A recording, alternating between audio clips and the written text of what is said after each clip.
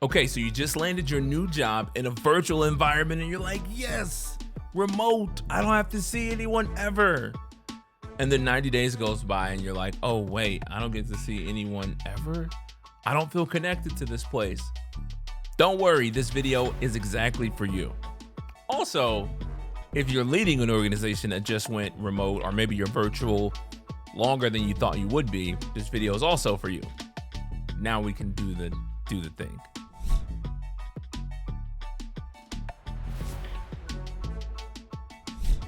Hey, what's up, everybody? This is Tony R. Sanders, and you are watching The Happy Meter.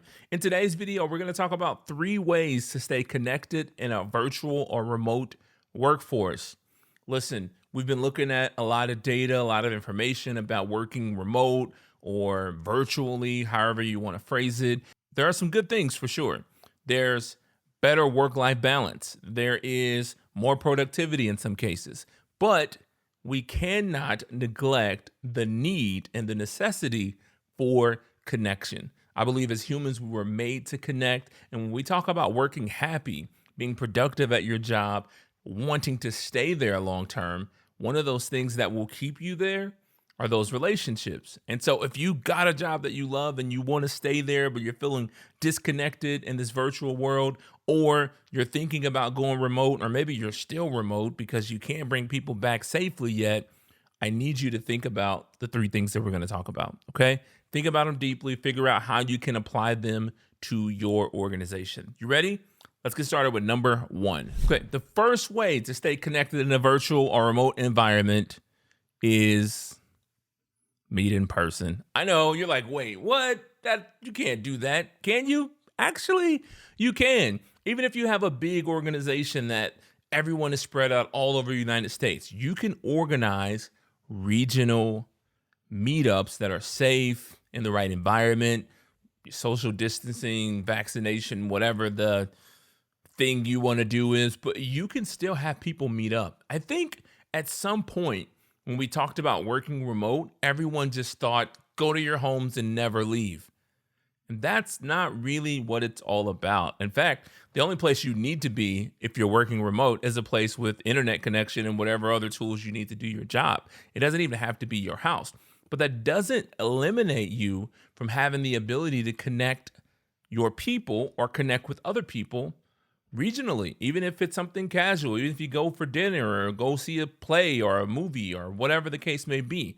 Just do what you can do to do it safe, but build those connections. Do it safely, follow your guidelines. This is not a medical channel. I'm not giving medical advice on vaccines and vaccinations and masks and do what you got to do in your area, but think about the possibility of having some regional meetups for your people. Maybe you do a couple of quarter based on the regions that you have and based on the makeup of your company. I even talked to an organization who was thinking about doing a drive-through meetup where they literally have people drive through, pick things up, wave at them from their car, but just to be able to see each other again, I think is very powerful. So don't neglect being able to meet up in person in some capacity, in some way, shape, or form.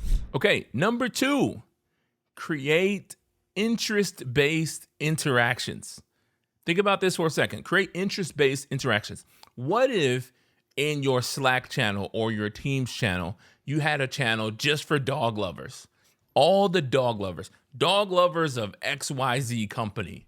And everyone was in there sharing pictures of their dog and say, oh, my dog did this thing. Or, hey, we just got a new puppy. Any tips? And there was a community there talking about dogs.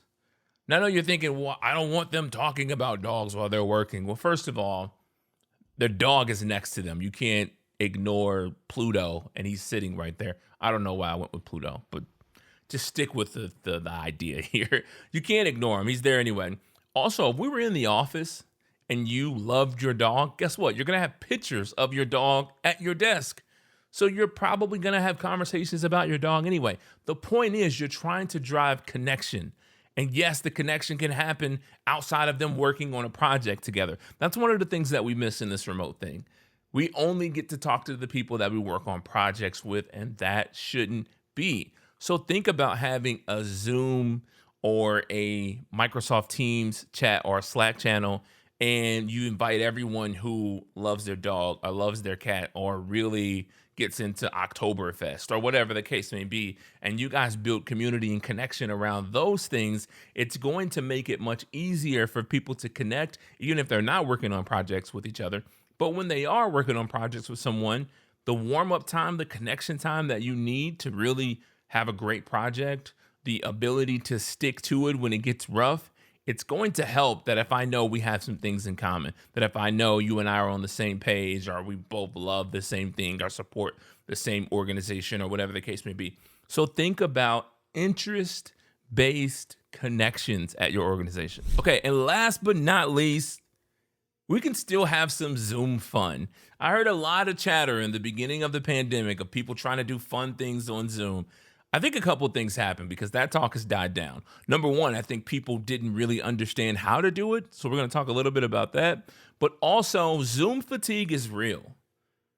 So I don't want you to get people on Zoom just to get them on Zoom.